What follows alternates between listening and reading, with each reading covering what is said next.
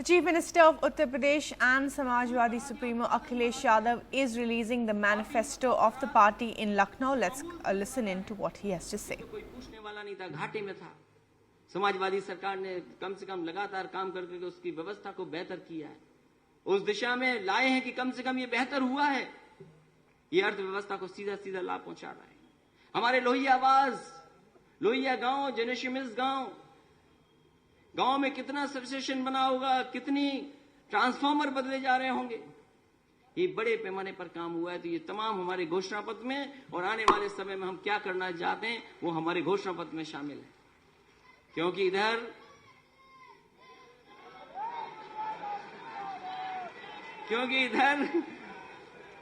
बहुत कुछ राजनीति में हुआ है। और खैर कम से कम मैं ये कह सकता हूं सरकार में कि जहां हर वर्ग के लिए काम किया है, शायद ही किसी सरकार ने बच्चों के लिए इतना अच्छा काम किया होगा जितना समाजवादियों ने किया है।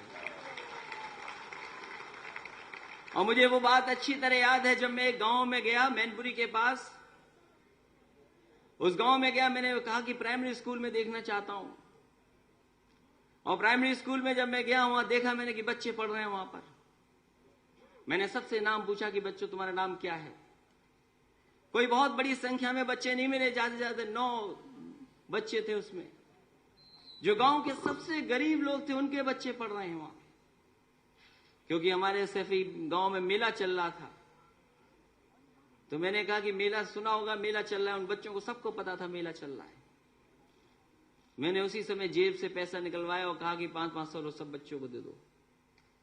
उन बच्चों को 500 दे दिया। अब सुनने में आया है कि उस स्कूल में संख्या बहुत बढ़ गई है, वो मुख्यमंत्री का इंतजार कर रहे हैं। और वो किस्सा तो मैंने कई बार सुनाया है प्राइमरी एजुकेशन का, स्कूल का। एक बार कि जब यहां पर आपके लखनऊ के बगल के एक स्कूल में जब मैं गया था, मैं जानता हूं प्राइमरी स्कूल में बहुत काम करना है। जो काम किया है वो अभी पूरा नहीं, उससे भी ज्यादा काम करना है। अगर शिक्षा मित्रों की मदद की है या स्कूलों में नौकरी दी है, हमारे मंत्री जानते होंगे, आदरणीय अहमद साहब जानते होंगे, लाखों लाख नौकरियां इस विभाग में मिली। कोई उंगली नहीं उठा सकता। हमारे मोहल्ले वाले कितना आंदोलन, 14 साल आंदोलन चला रहे थे, उर्दू मोहल्ले वाले। इसी समाजवादी सरकार ने उन्हें समायोजित करने का काम दिया, उनको भी आगे बढ़ाने का काम किया। इसे याद होगा जब मैं रायबरेली वाली बात बता रहा था, क्योंकि वो प्रेस के मतलब की भी बात है। जब मैं वो स्कूल में गया और मैंने पूछा ये बताओ कितना पढ़ना जानते हो, उसने पढ़ के किताब बताई तो शायद वो पढ़ नहीं पा रहा था, क्योंकि शिक्षक ने रट करके पढ़ा दिया था उसको। जो कुछ रट करके याद था वही पढ़ रहा था। मैंने पन्ना पलट दिया, वो नहीं पढ़ पाया। मैंने बहुत सारी चीजें पूछी, कुछ का जवाब दे पाया, कुछ का जवाब नहीं दे पाया। मैंने आखिरी में पूछा कि ये बताओ कि तुम मुझे पहचाने? बोले हाँ मैंने पहचान लिया। तो मैंने कहा बताओ कौन हो? तो बोले आप राहुल गांधी हैं। और ये बात सच है, क्योंकि पत्रकार साथियों आगे मतलब की बात है यहां पे। तो प्राइमरी एजुकेशन से लेकर के किस क्षेत्र में नहीं काम किया। प्लेटें दे दी, थालियां दी हैं, गिलास दिए, हमने देखा जाके स्कूलों में। बैग दिया उनको, आरटीए एक्ट लागू कर दिया। अब इस कैसे गुणवत्ता की पढ़ाई हो, क्वालिटी ऑफ एजुकेशन कैसे बेहतर हो हमारे सरकारी स्कूलों में, उस दिशा में हम लोग आने वाले समय में काम भी करेंगे। इसलिए बहुत सारा समाजवादियों ने काम किया। हम तो कहते दूसरे दलों से कि अपने काम तो बताओ कोई। हमारे कार्यकर्ताओं से पूछ रहे 10 काम, तो 10 काम तुरंत बता देंगे। बताओ ये पत्थर वाली सरकार कितने काम गिनाएगी? ये पत्थर वाली सरकार बहुत टीवी पर आ रही है आजकल। बहुत पत्थर वाली सरकार के लोग टीवी पे दिखाई देते हैं। सोचो टीवी अगर टकरा गया पत्थरों से तो क्या होगा टीवी का। वो पत्थर जो लगे हैं लखनऊ में, नोएडा में, पूरे दिन याद दिला रहे हैं। वो याद दिलाते हैं कि अगर सरकार बन गई, मौका मिल गया तो इससे बड़े बड़े हाथी लगा दिए जाएंगे। क्योंकि मुकाबला होगा आपकी समाजवादी सरकार से। आपने अगर मिस जी के नाम पर पार्क बना दिया है, तो कहेंगे इससे ऊंचा हाथी हमें बनाना है, मूर्ति से ऊंचा। तो सोचो कितना बड़ा लगा देगी वो सरकार।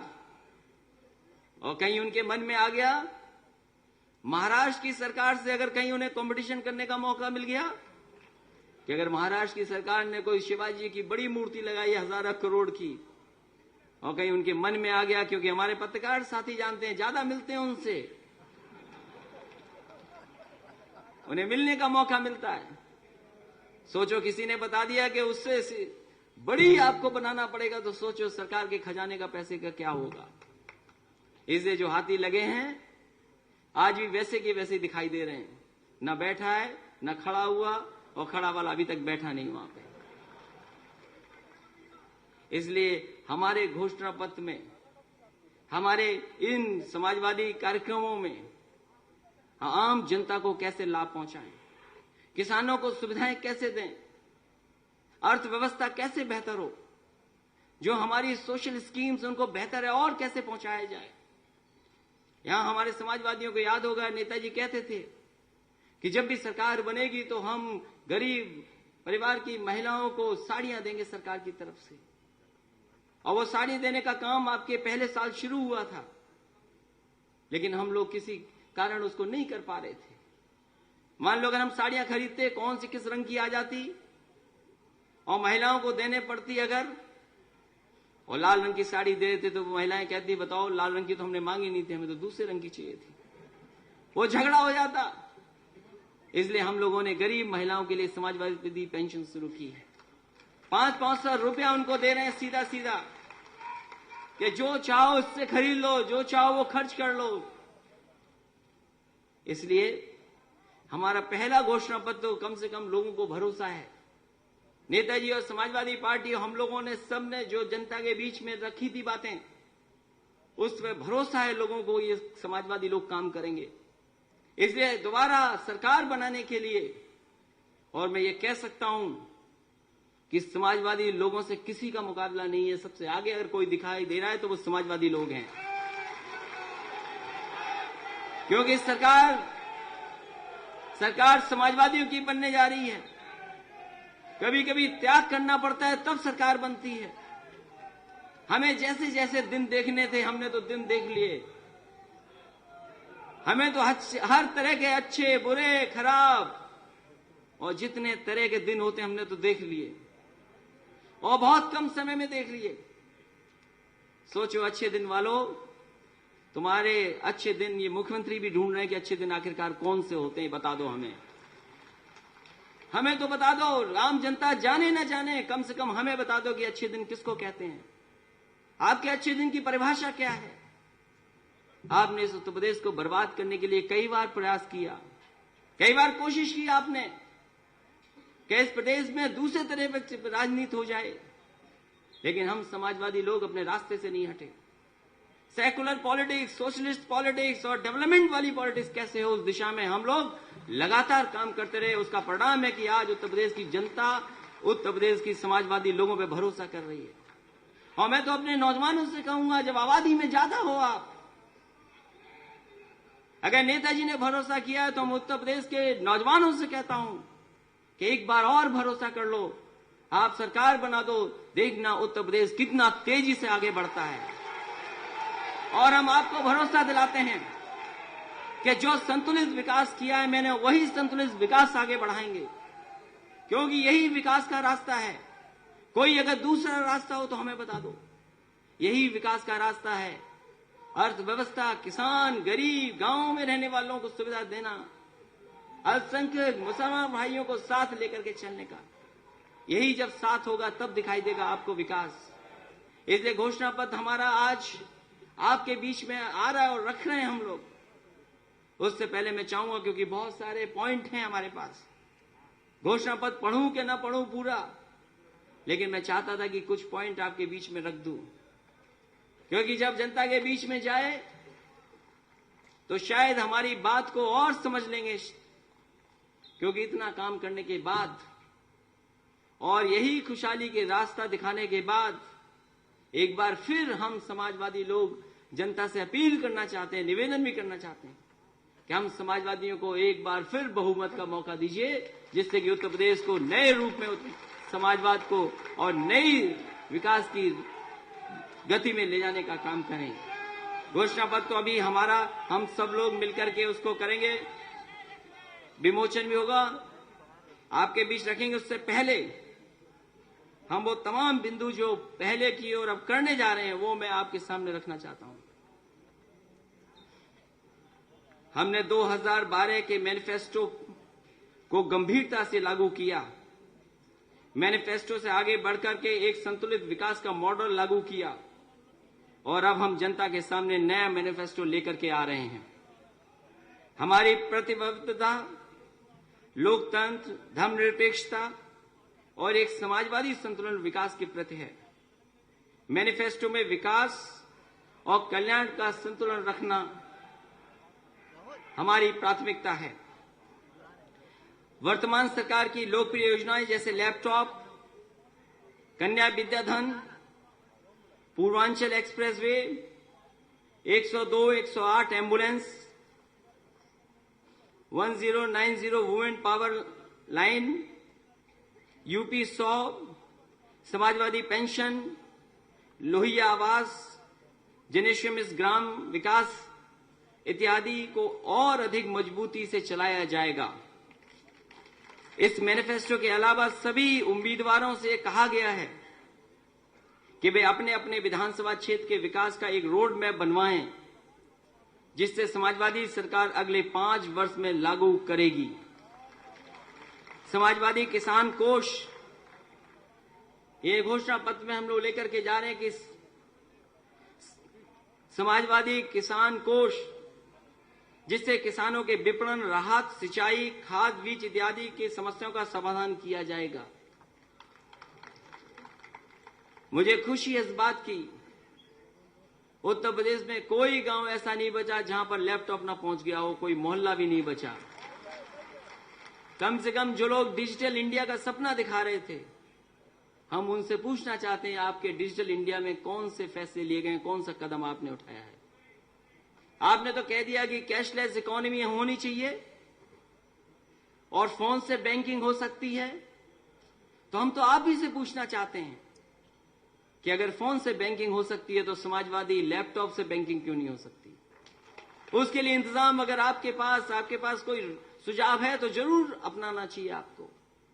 और वहीं कम से कम हम समाजवादी लोग ये कह सकते हैं कि ऐसा हम लोगों ने लैपटॉप दिया कि आज भी अगर कोई बटन दबाएगा उसका और ऑन करेगा तो हम और नेताजी उसमें दिखाई देंगे उसको।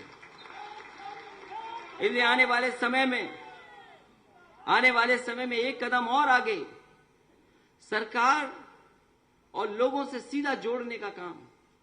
कई बार सरकार अपनी योजनाएं लोगों तक जानकारी नहीं करा पाती है, और कई बार लोग अगर जानना चाहें कि सरकार पे योजना क्या है, आज शायद ये संभव है टेक्नोलॉजी के दौर में, इंटरनेट और उसके तमाम दौर में, कि उन चीजों को जाना जा सकता है आसानी से अपने घर बैठ करके या काम करते हुए। इसलिए लैपटॉप तो बटेगा ही बटेगा। हमारे छात्र और छात्राएं जो बेहतर पढ़ रही हैं, पढ़ाई में आगे हैं, वहीं साथ ही साथ स्मार्टफोन देने का काम भी आने वाले समय में समाजवादी लोग करेंगे। मुझे खुशी है इस बात की, और मैं ये कहता हूं अपने पत्रकार साथियों के सामने भी और प्रदेश की जनता के सामने, जिस हिसाब से रजिस्ट्रेशन हुआ है, अगर उन्हीं लोगों ने वोट दे दिया तो समाजवादी लोग 300 सीटें जीत करके सरकार बना लेगी। क्योंकि 1,40,00,000 लोगों ने रजिस्ट्रेशन किया है। 1,40,00,000 लोगों ने रजिस्ट्रेशन किया है। इसलिए समाजवादी स्मार्टफोन योजना भी लेकर के आ रहे हैं, सरकार और किसान और गरीब और नौजवान लोगों को एक दूसरे से जोड़ने के लिए। इसके साथ साथ क्योंकि प्रदेश में पहली बार पेंशन ऑनलाइन सीधे अकाउंट में पहुंचाने का बड़े पैमाने पे काम शुरू हुआ था। समाजवादी पेंशन हो सकता है बनाने में कहीं शिकायत आ जाए, लेकिन अगर एक बार किसी गरीब परिवार की महिला की समाजवादी पेंशन बन गई तो बीच की जो बुराइयां हैं वो पूरी तरीके से हम लोगों ने खत्म की हैं। समाजवादी पेंशन सीधे उनके अकाउंट में पहुंचती है। कभी कभी मैंने जब बांटा है समाजवादी पेंशन तो उनका चेकबुक देखी, मैंने पासबुक देखी, और मैंने उनसे पूछा कि ये बताओ पैसा अकाउंट में तुम खर्च क्यों नहीं कर रहे? इसका जवाब शायद उन्होंने नहीं दिया, मुस्कुरा करके चली गई। कई बार उनके हम देखते हैं पासबुक खर्च नहीं कर रही है हमारी माताएं बहनें। इसलिए आने वाले समय में समाजवादियों ने तय किया है कि 1 करोड़ लोगों को 1000 की मासिक पेंशन देने का काम होगा। अत्यंत गरीब लोगों को निःशुल्क गेहूं और चावल का वितरण होगा। घरेलू कामगारों और असंगठित क्षेत्रों के मजदूर हेतु विशेष योजना चालू होगी, क्योंकि बहुत सारे हमारे असंगठित मजदूर न केवल उत्तर प्रदेश में बल्कि उत्तर प्रदेश के बाहर भी काम करने जाते हैं। इसलिए एक बड़े पैमाने पर इसके लिए योजना लाने का काम सरकार के माध्यम से होगा। गरीब महिलाओं को प्रेशर कुकर, ताकि वे कम समय में खाना बना सकें। ये काम भी हमने पत्थर वाली सरकार से छीन लिया। शायद उन्हें सोचना चाहिए था ये पहले, उन्हें पहले ये सोचना चाहिए था हमसे पहले। गरीब महिलाओं को प्रेशर कुकर, ताकि वे कम समय में खाना बना सकें, क्योंकि न्यूट्रिशन मिशन हमारा चल रहा है, उसके साथ साथ इसको जोड़ने का काम भी चलेगा। अल्पसंख्यकों की सुरक्षा एवं धार्मिक स्वतंत्रता एवं जनसंख्या के अनुपात में भागीदारी, अल्पसंख्यकों के कौशल विकास, प्रशिक्षण एवं शिक्षा के लिए विशेष योजनाएं, जरदोजी है, चिकनकारी है, इनका बड़ा महत्व है। बड़े पैमाने पे काम किया सकता है। पेंशन शुरू की है, सेंटर्स बनाए हैं। किस तरीके से जो आज की डिजाइनर हैं या डिजाइन्स हैं उनसे जोड़ने का काम करें, क्योंकि भदोई के हमारे लोग जानते होंगे, न केवल 4 लेन रोड भदोई को दी थी, उसके साथ साथ कारपेट बाजार दिया था, बुनकर बाजार। इन तमाम चीजों को कैसे जोड़ने का काम करें, उस दिशा में आने वाले समय में हम लोग काम करेंगे। वरिष्ठ नागरिकों के लिए ओल्ड एज होम बनाने का काम होगा। युवाओं के स्वरोजगार, कौशल विकास। All right, Akhilesh Yadav there, the Chief Minister of Uttar Pradesh, releasing the Samajwadi Party's manifesto. Most importantly, of course, he spoke and hinted about the Congress alliance, joking about saying that in Raebareli, people call him Rahul Gandhi. He also spoke about a whole host of schemes that the party has come out with, took a jibe at Digital India and said also very importantly that sometimes you have to make sacrifices to form the government. Now, Sandeep Phukar now joins us for more on this. Sandeep, now we're still awaiting some sort of final formal announcement, of course, with the tie-up on the Congress, but Congress sources have already said what they had to say, that the seat sharing formula is on. Joking about that reference to Raebareli there and hinting about sacrifices that have to be made to form an alliance. So, what do you make of it? Well, it depends on how you interpret this. The Congress, Raebareli is really the Congress stronghold of the Gandhi-Nehru family, the pocket borough of of this family. So in a way, he was actually, the example that he cited was that how the level of education in government schools was so poor that when he actually went on a surprise check, or rather when he went on a check and interacted with the students, and when he turned the pages around, initially they were able to answer him, but when he turned the pages around, they couldn't even read. When he asked, do you recognize who I am? They said, well, it's Rahul Gandhi. So meaning that, they were tutored to say what they said, these children. But at one level, he also sort of, it was a commentary on the level of poor education. I wonder how the Congress would receive this. It's not just the state government, but perhaps also the responsibility of the elected representatives from the area to ensure that quality education is imparted. But going beyond this, of course, this was said in a lighter vein. You talked about sacrifices that again could be interpreted as his showdown with his uncle and his father. His father has stayed away from this function, or it could be also his willingness to give up seats. But what we understand is that both sides were playing hardball. Congress wanted anywhere between 120 seats and 110 seats. We understand that finally that could be sealed at 105 seats. And Samajwadi Party will contest in 298 seats. Everyone expectantly waiting for Akhilesh Yadav to speak about this at this function itself. We'll have to wait and see if that announcement, that formal announcement, come at the manifesto opening ceremony itself. Bharvi. Absolutely, Sandeep. Some very interesting perspective from you on how one can gauge what he said about Raebareli and the poor education, and of course all the other things he hinted at about being called Rahul Gandhi in the constituency of Raebareli. Thanks very much indeed for joining us with the very latest on that.